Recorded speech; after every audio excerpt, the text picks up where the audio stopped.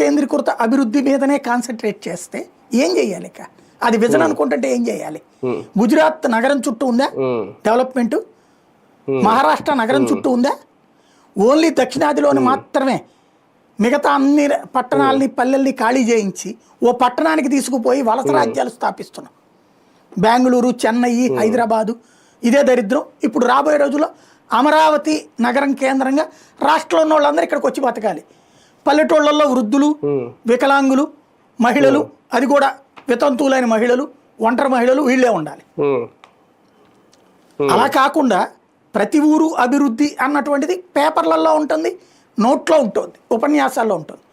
అది మరి విజన్ ఎట్లాగా? ఇవాళకి కూడా మనం కర్ణాటకకు పోయి బతుకుతున్నామే, ఇవాళకి కూడా ఒరిస్సాకి పోయి బతుకుతున్నామే, ఇవాళకి కూడా తమిళనాడు పోయి బతుకుతున్నామే.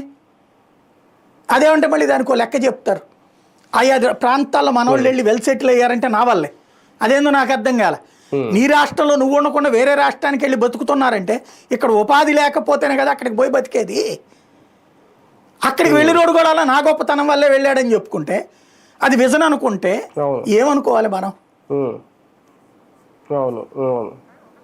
కానీ ఒకటి సార్, ఇప్పుడు రాష్ట్రాన్ని బయటపడేసే శక్తి ఆయనకు ఒక్కరికే ఉంది అని పవన్ కళ్యాణ్ గారు అనడం నిజంగా అంటే ఓకే, ఉంటే ఉండొచ్చు ఆ శక్తి.